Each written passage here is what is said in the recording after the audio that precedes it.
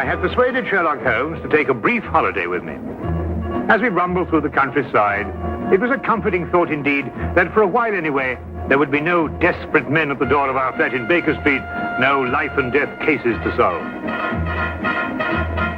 Ahead were 4 whole days as suspended and happily uneventful as this train trip.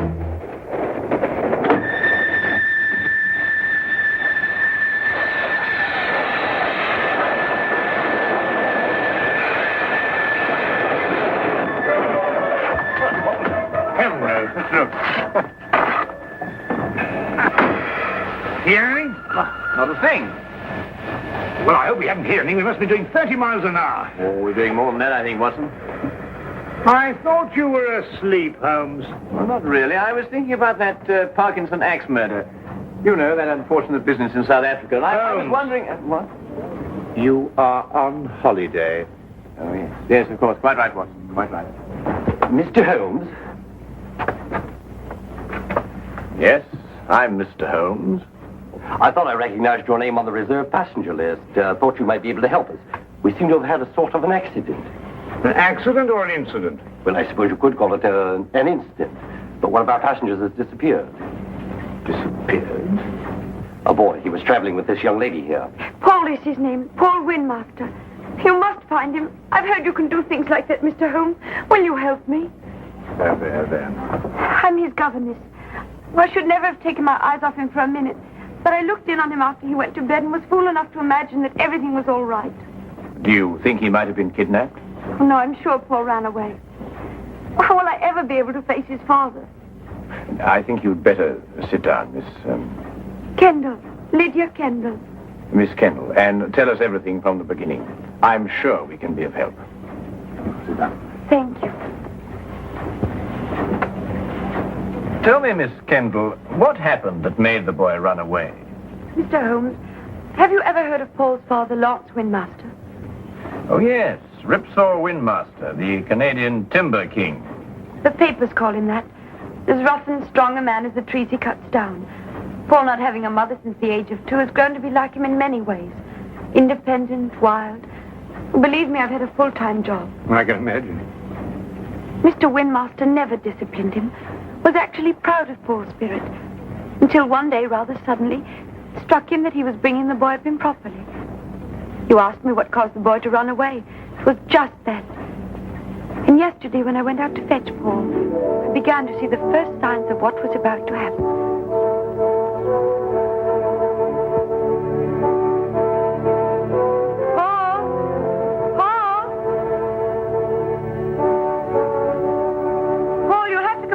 Get dressed. We're all packed and ready to go. Yes, Miss Kendall. Hurry now, we can't miss the train.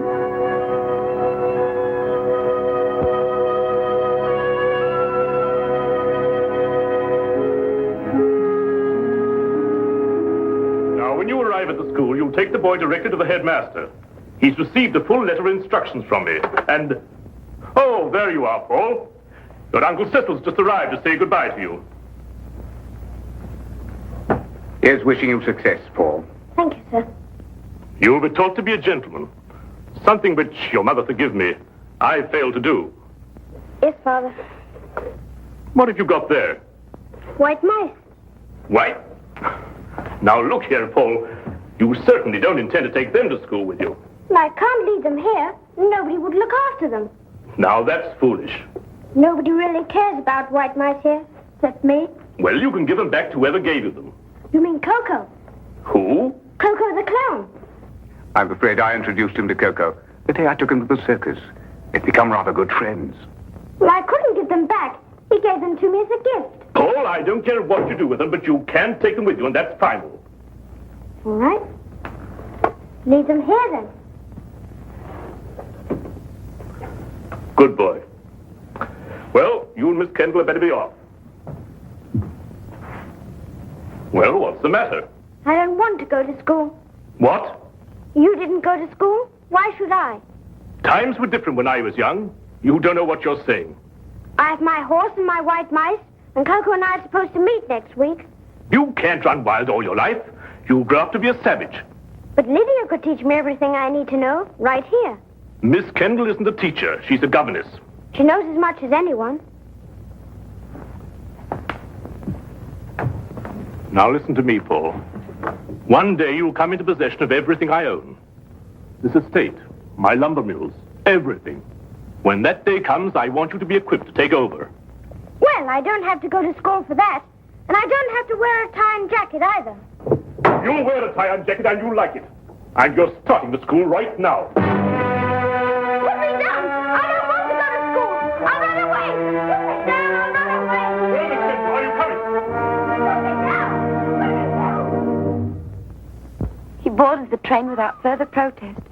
The truth is, his attitude seemed to have undergone quite a change. By the time we started out, he behaved almost as if he were looking forward to going to school. But of course, the whole thing was a ruse to put me off my guard. You said before you saw the boy after he went to bed. Now, what time was that? About 8. And what time did you find that he was missing? About an hour later, I heard a thud coming from his compartment and went to investigate. His door was locked from the inside, and I had to get the conductor here to open it for me. How he got out, I don't know, but he was gone. And of course you searched the whole train after that. For every inch of it with the conductor here. I decided to stop the train when we couldn't find him. Oh, conductor, I believe there's a steep gradient just a few miles beyond Darcy. Yes, there is. Now, how slowly would the train be going at that time, do you think? Oh, about 5 miles an hour. Very slowly, sir. Well, in that case, I suggest that we borrow a cart from a farmer in the vicinity of Darcy and go back and search that area. Yes, sir. I'll take care of it immediately, sir. What was the number of the boy's compartment? 37. Well, Dr. Watson and I'll take a look at it. No, there's no need for you to come with us. I think you'd better stay here and rest. Now, you mustn't worry. Small boys make a habit of disappearing and reappearing.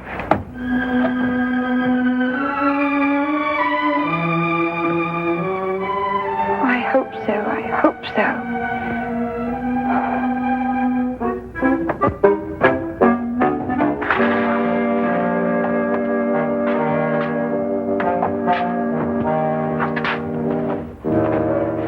Well, you certainly simplified the search and narrowed down the area to Darcy.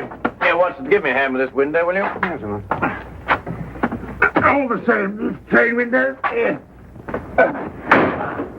Well, that was the thud Miss Kendall heard, the sound of the window being opened before the boy jumped out. By Jove, you're right. The question is, who helped the boy open the window?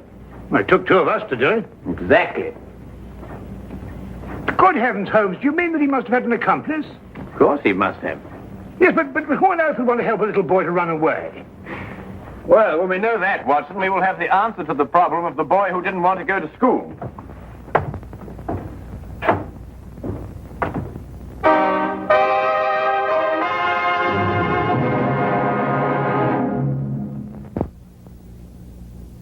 And now we return to the case of the night train riddle. Taking Holmes' suggestion, we borrowed a cart and traced the rail line back to the upgrade near Darcy. We combed the area several times without uncovering a single clue. All of us were soon discouraged and ready to abandon the search. All of us, that is, except Holmes. We've been over this stretch 3 times already, Holmes. Yes, I know, but this is the only place where the boy could have jumped off. But we haven't got a shred of evidence, not a sight of anything, nothing at all. Look, what is it? A boy's cap. Miss Kendall, would you mind coming over here for a moment? Is that the boy's cap? Oh, yes, that's his. Then it has to be here. Look, over here. Here we are, Watson. The footprints of a small boy. Holmes, look, another set. Must be the boy's accomplice. Ah, good work, Watson. They end here.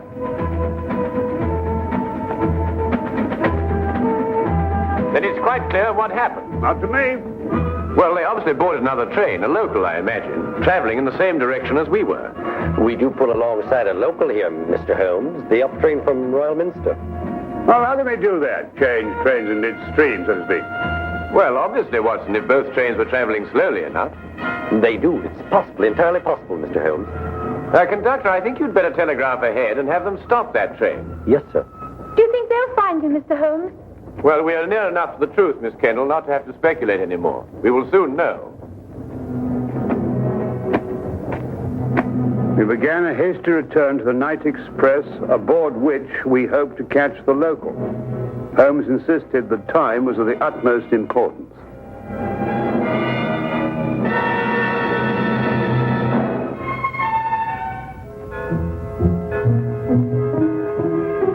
Paul. Pardon? I'm sorry.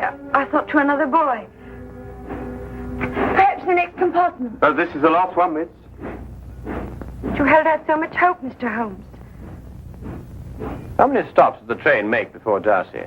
3, same as usual. Did you notice a boy get out at one of them? Not that I remember. There was a boy. I talked with him. He got off with his father at Manborough. Are you sure? Yes, there was that pair. Blimey, I clean forgot. What did the father look like? Medium-sized, grey hair, ordinary face. Wait, I noticed when I inspected his ticket there was something about his fingertips. They were red. Red? Yeah. I thought it was strange at the time. That's most observant of you, conductor. That proves it, Watson. Holmes, do you know who he is? Of course. Coco the Clown. Coco the Clown? He was the boy's friend. But more than that, there's the red fingertips. The significance of which completely escapes me. Rouge, Watson, the same kind of clown uses. He was evidently in a great hurry to catch the train. He didn't have time to remove it all. Well, if you're only right, Mr. Holmes. And unless I miss my guess, we'll find them both in Manborough now.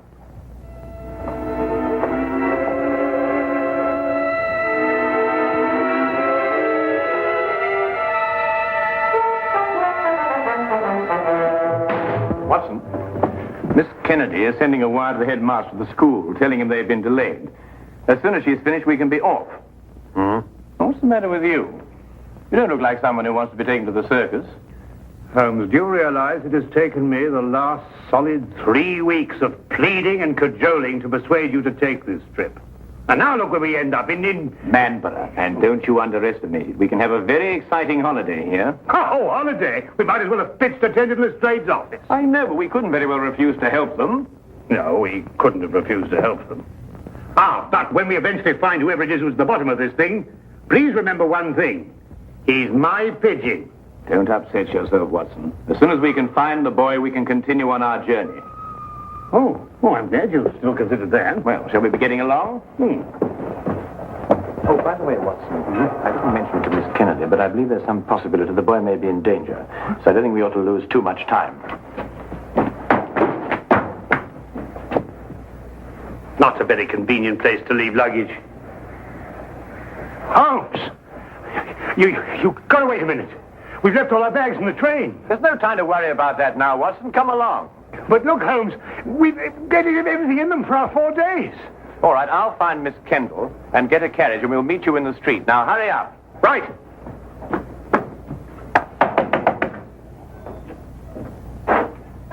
Could you tell me if the night express has gone yet? He had to switch back to the main line. I wondered if it was still in the yard somewhere. I'm awfully sorry, sir. You must have the wrong town. Now I know where I am. I'm in Manborough. Right you are, sir. But the night express doesn't stop in Manborough. Never has.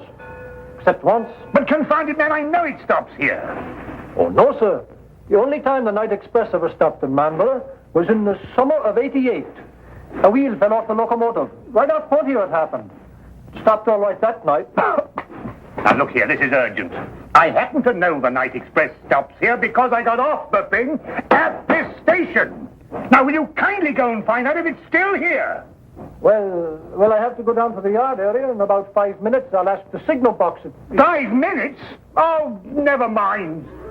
Watson, come along. The carriage is waiting. But...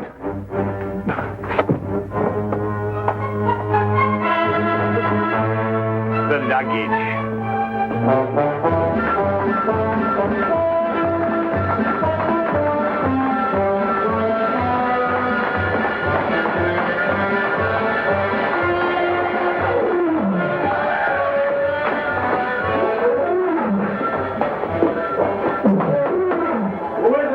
Cecil, open up.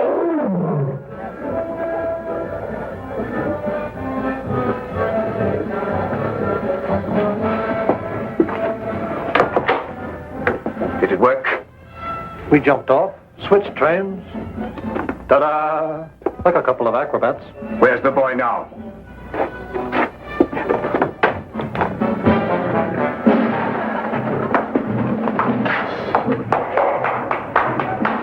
Exactly where I want him.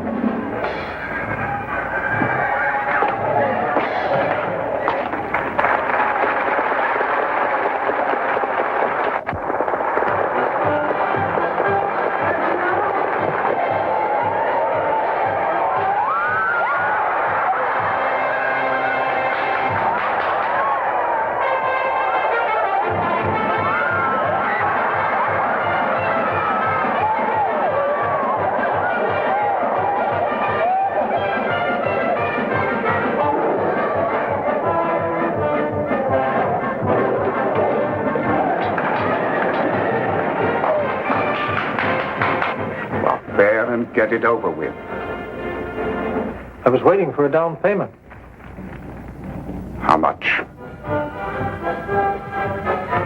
£100 should do it.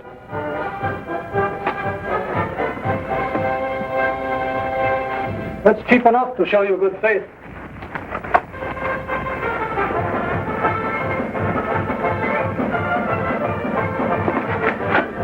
I'll expect the rest when I finished.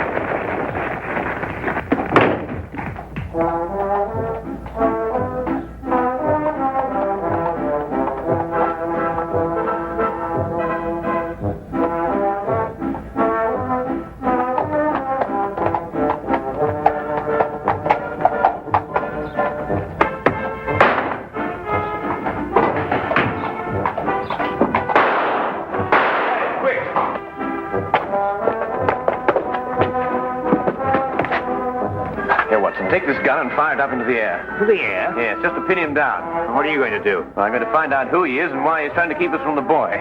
Well, go on, Watson, fire it. I'm sorry, Holmes.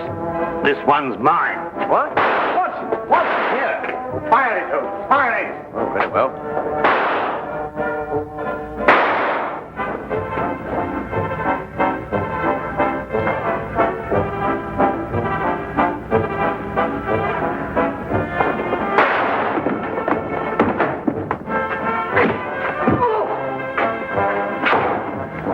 Kendall. Watson, you're a fool to have taken such a risk. No, with you covering me, I couldn't miss. Get up.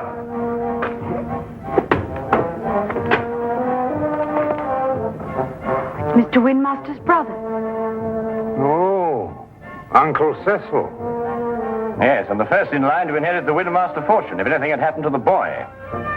That's right, you would be the heir. You may not think so at the moment, Mr. Windmaster, but you're very fortunate. If the boy had been killed, you would most certainly have been hanged. Hanged? Yes, hanged. Stop him. Stop who? Coco, he's about to kill the boy. Push him off the catwalk backstage.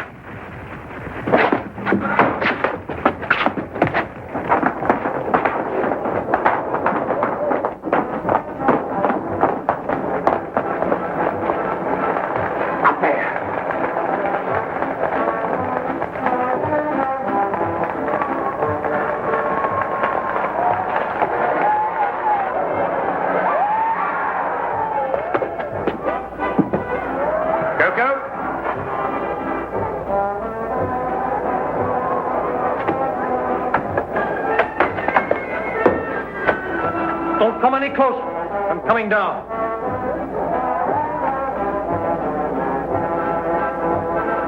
You'll never get out of here. One move to stop me and I'll kill this boy.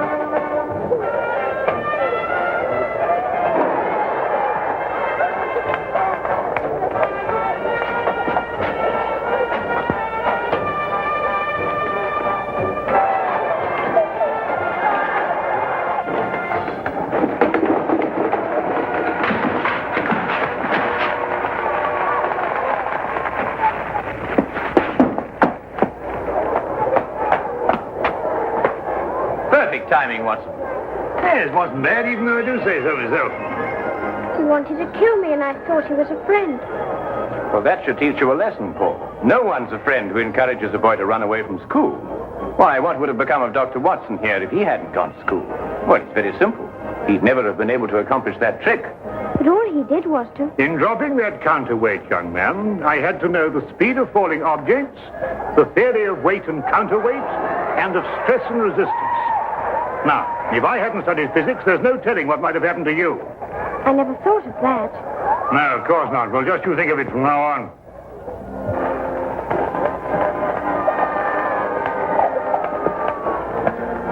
Watson, did you really have all that in mind when you pulled that rope? Oh, I would believe it, of course. Oh, did you? Uh-huh. Come on, you. And you.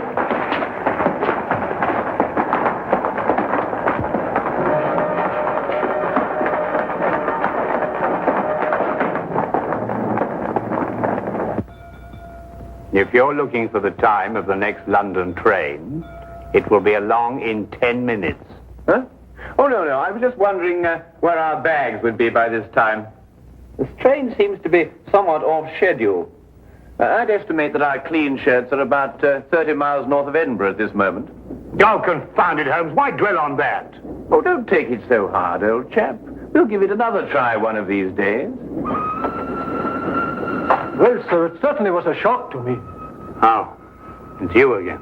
You were right, sir. The express did stop in Manborough tonight. Can't understand it. The first time since the summer of '88. Fact is, it was running wild through here tonight, they tell me.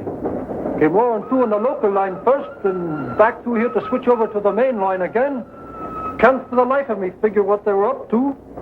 Left a couple of bags on our platform. No hint of a reason. Just found them there.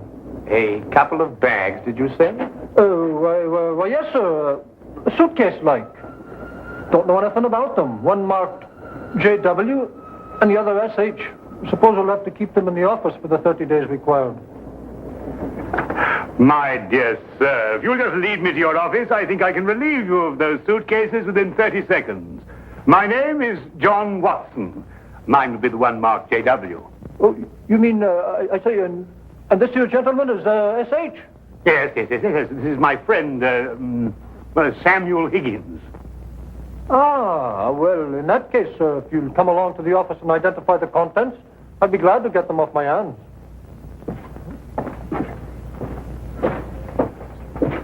Samuel Higgins? Yes. You see, we have 3 whole days left. And I'm quite sure that nobody will want to interfere with the holiday of Samuel Higgins.